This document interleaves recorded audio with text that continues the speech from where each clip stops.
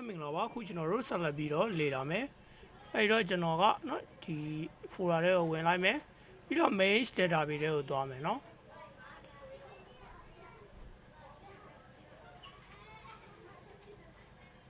အဲ့ဒီထဲမှာပဲကျွန်တော် report တွေဆွဲမယ်เนาะဟိုတခြားပေါ့เนาะ report တွေတီးတန်းကျွန်တော်တို့တိစောက်ရှင်နဲ့စောက်လို့ရတယ်ကျွန်တော်ကတော့ဒီမှာ file တွေအရန်ကားသွားမှာဆိုလို့ကျွန်တော်ကဒီထဲမှာပဲဆွဲတော့မယ်အဲ့တော့ကျွန်တော်အရင်ဆုံး time value ကိုဆွဲမယ်time value ဆွဲမယ်ဆိုတော့ဒီမှာเนาะဒီကျွန်တော်တို့ရှိတဲ့ဒီ COA တွေကိုကျွန်တော် copy ကူးလိုက်မယ်ပြီးတော့မှ sheet တစ်လေးခေါ်လိုက်မယ် control V လုပ်လိုက်မယ်เนาะ control V ကို1 2 3နဲ့လုပ်မှရမယ်เนาะကျွန်တော်နောက်မှအရှေ့မှာ formula တွေပါတဲ့အတွက်ကြောင့်မို့လို့ဟုတ်ပြီအဲ့တော့ဒီမှာကျွန်တော်ကဗာရေးမယ်ဆို opening open ဒီအဲ့ဒါပဲ LED ရလဲကြ VLAC လဲကြ balance ဆိုတာရှိမယ်ပြီးတော့ CURAND ဒါလဲကြ balance close ပေါ့နော် CLOSIG close balance ရှိမယ်ပြီးတော့မှ DEBID debit နဲ့ CREDID credit ဆိုပြီးတော့ရှိမယ်ဟုတ်ပြီအဲ့တော့ဒီရှီလေးကိုကျွန်တော်ကတော့နာမည်လေးချိန်လိုက်မယ် TRIA try ပေါ့ပြီးတော့မှကျွန်တော်ဒီ try လေးကိုပဲ copy ကူးလိုက်မယ်နော် move to copy လုပ်လိုက်မယ်ဒီကောင်းကိုကျတော့ကျွန်တော်ကနော် rename လေးချိန်လိုက်မယ် SOP ရပေါ့နော် SOP ရနော် statement of profit and loss ဟုတ်ပြီ profit and loss မှာဆိုကျွန်တော်တို့မလိုတဲ့ဟာတွေဖယ်မယ်နော်မလိုတဲ့ကျွန်တော် balance ရှိရဟာတွေပေါ့နော် balance ရှိရဟာတွေမလိုတဲ့ဟာတွေဖယ်မယ်ဒီထိဖယ်လိုက်မယ် okay နော် anti ကနေစမယ်ဒါတွေလည်းမလိုသေးဘူးအဲ့တော့ဒီမှာကျွန်တော်တို့လိုချင်တဲ့ပုံစံလေးတည်ဆောက်မယ်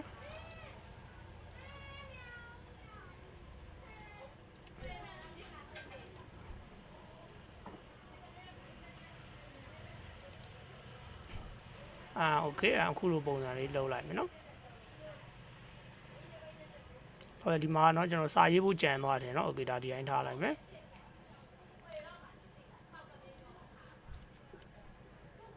ဟုတ်ပြီဒီကောင်ကိုကျွန်တော်က REVNUE revenue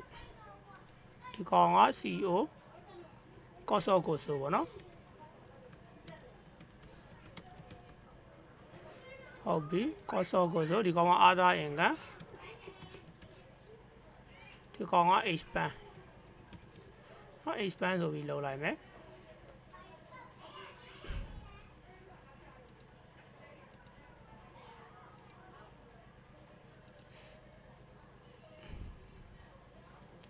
ဒီကောင်ကကျွန်တော်ကနော်ဟို number ဒီက test နေနဲ့ရှိနေတာနော်သူက number ချိန်မှလာလို့ပြောနေတာပုံမှန်ဆိုတော့အဲ့တော့ကျွန်တော်က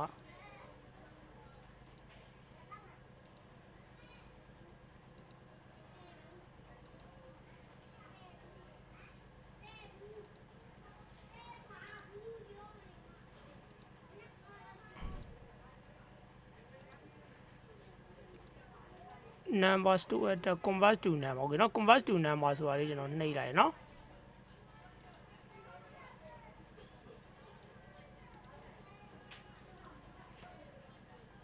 โอเค convert to number လေးကိုချိန်လိုက်မယ်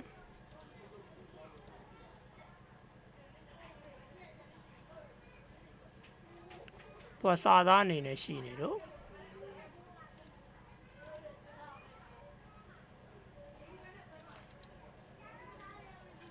ဟုတ်ပြီဒီကောင်ကတော့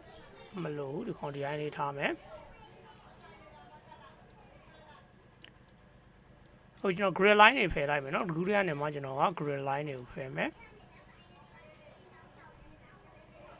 ပြီးတော့မှကျွန်တော် frame လေးအကျန်းတယ်လေးတည်ဆောက်မယ် sorry အဲ့ကောင်မဟုတ်ဘူးဘောင်လေးပဲခတ်မယ်ခတ်ပြီးတော့မှဒီနေရာမှာ okay ဒီကကျွန်တော် grid line ဖယ်ရနေဟုတ်ပြီပြီးတော့ဒီနားလေးเนาะဒီနားလေးကိုပိတ်မယ်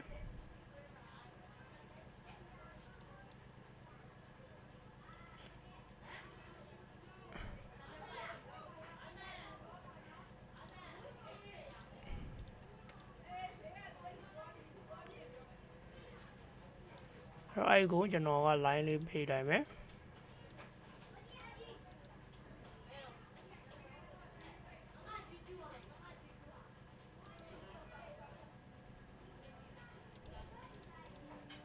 Okay ဒီဘေးက line တွေပါတယ်နော်နည်းနည်းကြည့်ရဆိုတော့အဲ့တော့အဲ့ line လေးတွေကိုကျွန်တော်တို့ကဖယ်လိုက်မယ်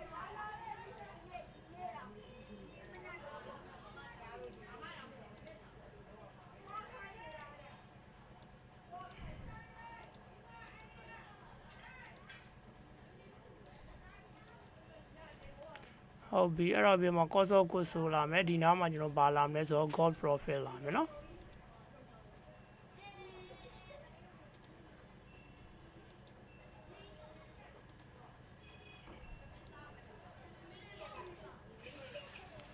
လာမယ်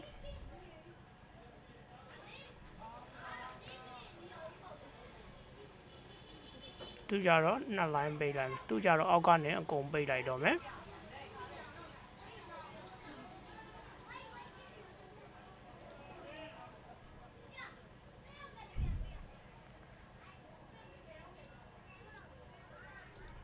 ဒီအောက်မှာက GRO access cost GRO FID cost profit လာမယ်ပြီးတော့ဒီကောင်ကိုကျွန်တော်ကနော်နေရာလေးရွှေ့လိုက်မယ်အဲ့တော့ပင်လေးထောက်လိုက်မယ်နော်ဒီကောင်ဒီဘက်ဟ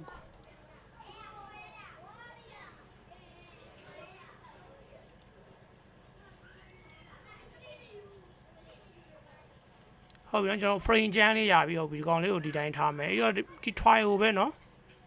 ကျွန်တော် copy တွေ့ကူးအောင်မယ်เนาะဒီကောင်လေးကို convert.do number ထားလိုက်မယ်ဒီ trial လေးကိုပဲကျွန်တော်ကเนาะ copy လေးတွေ့လုံးမယ်အဲ့တော့ဒီကောင်ကိုတော့ကျွန်တော်ကဘာလုပ်မလဲဆိုတော့เนาะ rename လေးနဲ့ SOFB ဆိုပြီးတော့လောက်ထားလိုက်မယ်အဲ့နံပါတ်6ကစားတဲ့ဟာเนาะ balance sheet ကစားတဲ့ဟာတွေအကုန်လုံးကိုကျွန်တော် delete လုပ်လိုက်မယ်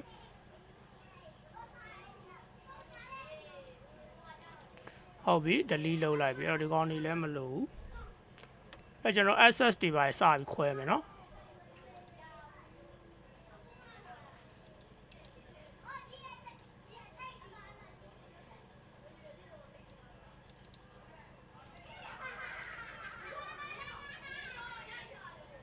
လုံးဝနဲ့ခွဲမယ်ဒီကောင်ဟ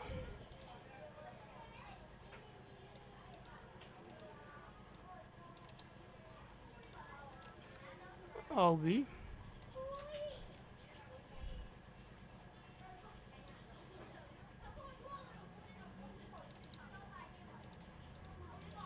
ကောင်က NON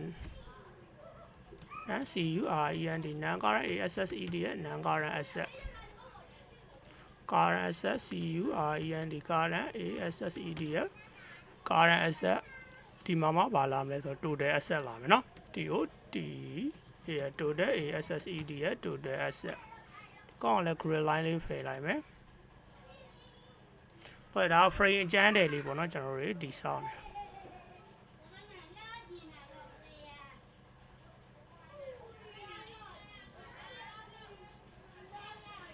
ဟုတ်ပြီပြီးတော့ home ထဲကနေကျွန်တော်ကเนาะဒီကောင်းကို outer border လေးထည့်လိုက်မယ်ပြီးတော့ဒီ D ဆိုတဲ့ column လေးကိုလည်းကျွန်တော် select မှတ်လိုက်မယ်အဲ့ပြီးတော့သူ့ကိုလည်း outer border လေးပဲထည့်မယ်ဟုတ်ပြီပြီးတော့ဒီနားလေးမှာကျွန်တော် line တစ် line ထားမယ်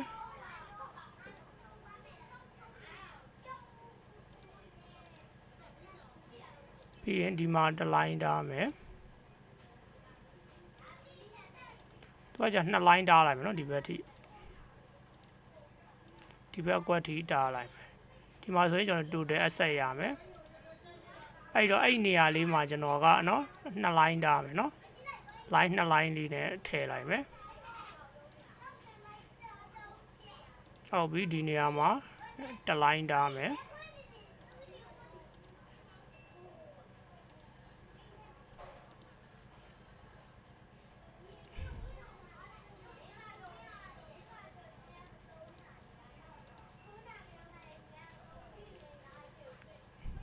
အဲ့နေရာမှာထားမယ်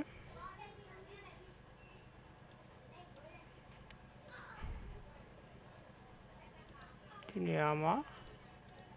တစ် line ထားမယ်ပြန်မှာဒီကောင်လေးကိုကျွန်တော်နှစ် line လေးထားလိုက်မယ်နော်ဟုတ်ပြီနော်ဒါဆိုရင်တော့ကျွန်တော်တို့ကနည်းနည်းလေးအကျန်းတယ်လေးတွေရနေပြီ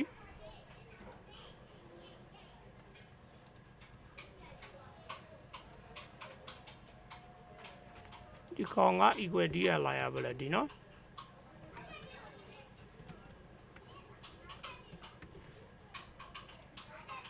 ဟုတ်ပြီဒီကိုလည်း control ပြီးလုပ်လိုက်မယ်ဒီကောင်က non current liability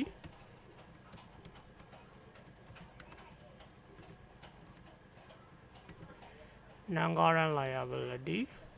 ဒါပြင်ဒီကောင်က current liability current liability